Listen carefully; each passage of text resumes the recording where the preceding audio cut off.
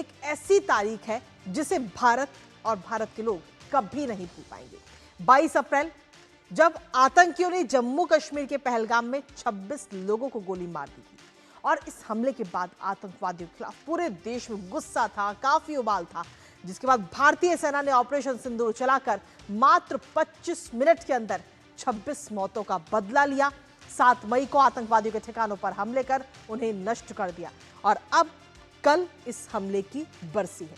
और बरसी से एक दिन पहले भारतीय सेना ने अपने सोशल मीडिया अकाउंट एक्स पर एक तस्वीर के साथ एक पोस्ट साझा की, जिसमें लिखा कि आतंकवादियों को एक सख्त संकेत इस पोस्ट के जरिए दिए गए। भारतीय सेना ने अपनी इस पोस्ट में लिखा कि कुछ सीमाएं ऐसी होती हैं जिन्हें कभी पार नहीं किया जाना चाहिए। जब इंसानियत की हदें पार की जाती हैं तो जवाब निर्णायक होता है। न्याय हो चुका है, भारत एकजुट है।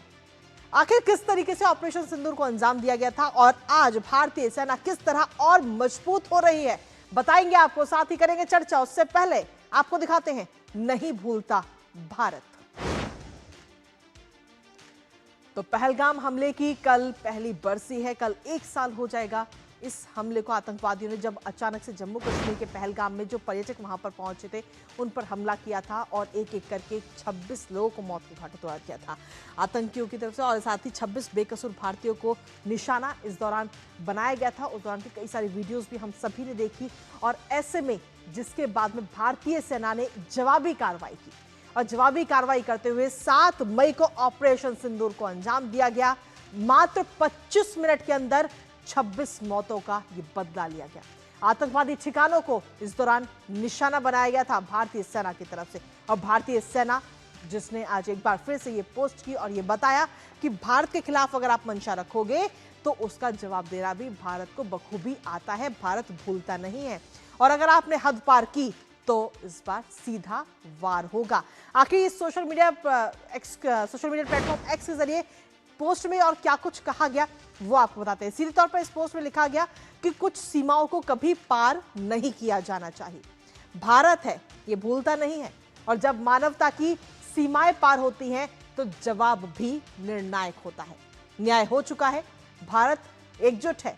तो सोशल मीडिया प्लेटफॉर्म एक्स पर भारतीय सेना की तरफ से ये पोस्ट किया गया और सीधा ये सख्त मैसेज दिया गया आतंकवादियों को, दुश्मनों को, कि अगर अब आपने हद पार की तो इस बार सीधा वार होगा। लेकिन अगर हम बात करें ऑपरेशन सिंदूर की, तो किस तरीके से इस ऑपरेशन सिंदूर को अंजाम दिया गया वो भी आपको बताते हैं, क्योंकि सिंदूर का प्रहार और सिंदूर के प्रहार के दौरान दुश्मन बिल्कुल लाचार नजर आया। इस दौरान एक नहीं बल्कि 9 आतंकी ठिकाने ध्वस्त किए गए। इसके साथ ही 11 पाकिस्तानी एयरबेस उस वक्त तबाह किए गए थे, और जब ऑपरेशन सिंदूर चलाया गया तो उसमें 1, 2, 20, 30 नहीं बल्कि 100 से ज्यादा आतंकियों को भारतीय सेना ने ढेर कर दिया था।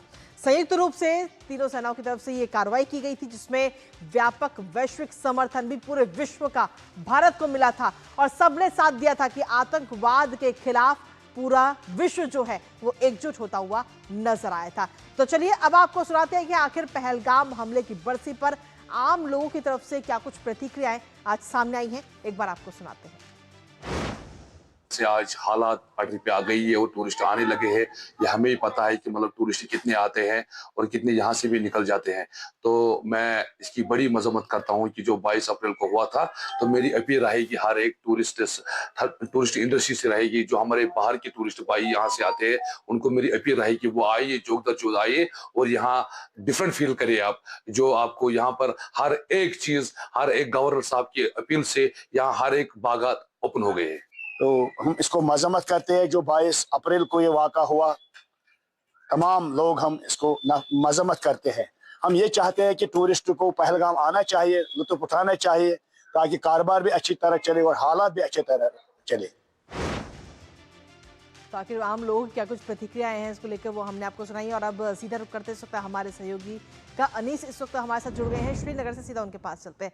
अनीस, बेशक इस आतंकवादी हमले को 1 साल हो गया हो, लेकिन उसके बावजूद भी जो दर्द है वो अभी भी कम नहीं हुआ।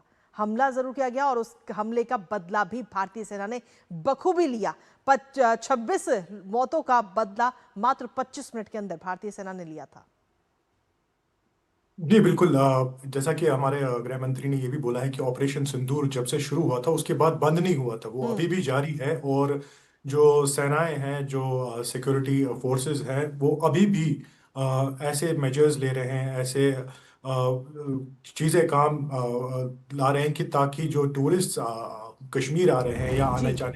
आने का प्लान कर रहे हैं, वो बिना खौफ बिला खौफ यहाँ आए। और यहाँ के जो सेहत अफजा मकाम है, ये जो पहलगाम है जैसे, खास करके जो पिछले साल जहाँ पे पहली बार ऐसा आतंकी हमला हम्म। हुआ था, वहाँ फिर से जा सके। और आने वाले दिनों में हमें जुलाई से अमरनाथ यात्रा भी है। तो जी काफ़ी अनीस। सारी चीज़ें हैं, काफ़ी सारे मेजर्स हैं जो लिए गए हैं ताकि यहाँ के जो पर्यटक हैं वो आ सके। और इससे उसके बावजूद जो यात्री है वो भी हम्म। बिना खौफ बिला खौफ यहाँ आ सके। तो काफ़ी हद तक जो कारोबार है, जो टूरिज्म है, हम जानते हैं कि वो कश्मीर का, जम्मू एंड कश्मीर का एक महत्वपूर्ण हिस्सा है हमारी इकोनॉमी का। जो जीडीपी का इसका एक अहम हिस्सा यहाँ पे उसमें कंट्रीब्यूट करता है। हम्म। तो उसको ठीक करने के लिए काफ़ी सारी सरकार भी कुछ एफर्ट्स डाल रहे हैं। बिल्कुल। और उसके बगैर कुछ ऐसी चीज़ें भी देखने को मिल रही है जो पहली बार कश्मीर में हो रही है, अथॉरिटीज़ के ज़रिए से, सिक्योरिटी जी। एजेंसीज के ज़रिए से, ताकि कश्मीर एक बेहतर जगह बने इसके साथ ही पर्यटकों के लिए। अनीस अगर हम बात करें भारतीय सेना की, तो भारतीय सेना भी लगातार और मजबूत होती हुई नजर आ रही है। नए नए हथियारों से लैस हो रही है आज हमारी भारतीय सेना।